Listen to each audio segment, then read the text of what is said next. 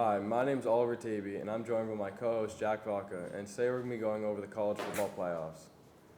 Michigan has finally done it. For the first time since 2011, they've emerged victorious in the most infamous rivalry in college sports. Aiden Hutchinson has solidified himself in the record books as he broke Michigan's single-season sack record, tallying on another 3 in the biggest game of the year. And on the other side of the ball, running back Son Haskins ran for 170 yards and 4 touchdowns. Now that Jim Harbaugh has completed the number one requirement in his contract, defeating Ohio State, Michigan will turn their attention to a game versus Iowa with still a lot to accomplish. The Hawkeyes would love to notch a Big Ten title, while Michigan is aiming for even bigger goals, with the college football playoffs squarely in play. Michigan's rushing attack is one of the best in the nation behind their dominant offensive line, which manhandled Ohio State last week. They're now set to face a formidable Iowa front seven, allowing just 3 yards per carry. Quarterback Cade McNamara has done a good job protecting the ball this season and has made some big plays when necessary, and I expect Iowa to force the Wolverines to throw a little more than usual. Iowa's a pretty similar team to Michigan as they rely on the run a lot, except they're not nearly as good. They also don't have a passing attack that will strike fear into the Michigan secondary, as the quarterback duo of Spencer Petras and Alex Padilla aren't the most dynamic QBs Michigan has faced this season. This Iowa team is also prone to allowing sacks, something that Aiden Hutchinson and David Ajabo will surely take advantage of. In what may be an ugly one, I expect Michigan to emerge as the Big Ten champions. This Iowa defense is legit, and Michigan may have some trouble, but I don't think Iowa will be able to do enough on the offensive side of the ball. Just 2 weeks ago, the former 3-seed Oregon lost in a stunning blowout to Utah with a final score of 38-7. Although many thought that Oregon wasn't as strong as their rankings showed, nobody expected this. It knocked Oregon out of the college football playoff picture and effectively spoiled their season. On the other side of things, Utah's had a fairly successful season, going 9-3 and ending as the 14th ranked team. Oregon largely relies on their passing game behind quarterback Anthony Brown, although they also have a solid running game led by Byron Cardwell. Oregon has undeniably struggled on the defensive side of the ball this season, with a defense ranked outside of the top 50. If this team is going to win, this defense needs to step up and show that they're still a legit competitor. Utah is not a pass-dominant team with unremarkable stats from quarterback Cameron Rising. However, Utah's a stud in running back Tavion Thomas, who has accumulated 978 yards and 18 touchdowns on 5.8 yards per carry. The team excels on defense, though, coming in at 16th place in all of college football. They allowed just 3,800 total yards and 4.9 yards per play this season. They are led by linebacker Devin Lloyd, who has amassed 100 tackles, 7 sacks, and 3 picks this season. I think that despite the blowout loss last time they matched up, Oregon will be out for vengeance and take this game. It's going to be the clashing of two powerhouses, as Georgia and Alabama are set to meet next week in what's sure to be a great game. Alabama won 35-28 last time these two teams faced in the 2018 SEC Championship, but Georgia is now looking to reverse the script, coming into this one as sizable favorites. Alabama was the number one team in the preseason AP polls, but Georgia has been the number one ranked team in the nation for the majority of the season. This matchup is filled with playoff implications, and while Georgia is locked into a playoff spot, Alabama could secure themselves as top 4 seed with a win, although they may make it in anyways. This Georgia defense isn't just good, it's historically great. The Bulldogs are the first team since Texas 1979 to hold their first 12 opponents to a maximum of 17 points and are the best scoring defense since Oklahoma in 1986.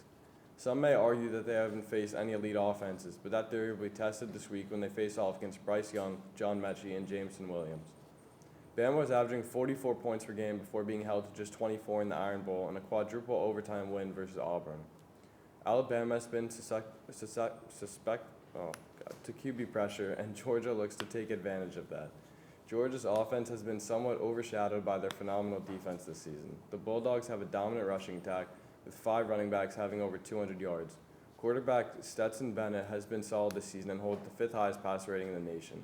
The Tide has been stout against the run, allowing only 2.6 yards per carry. The defense is not as dominant as past years, ranking 69th in passer rating allowed and 54th in yards per attempt. If Alabama is going to win this game, they're going to have to stunt the Georgia rushing attack, but they're also going to have to put up more than 10 points in regulation.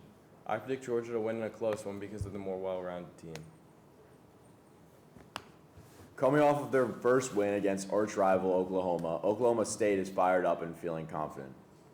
Dual-threat star quarterback Spencer Sanders has been out to prove himself during his junior season. He has done just that. However, they have been more run-dominant behind Jalen Warren's 1,100-yard and 11 touchdown season. Their main weak spot has been their defense, though, ranked outside of the top 50.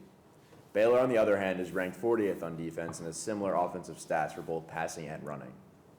I think that the coaching is what will really give one of these teams the edge come this Saturday, and I believe that Oklahoma State's Mike Gundy is going to outduel Baylor's David Aranda. Gundy is 10-5 in bowl games in his career and has proven that he is capable of producing successful teams and players. Aranda has yet to prove much as a head coach in just his second season, coming from a slew of defensive coordinator jobs ranging from schools like Wisconsin to LSU.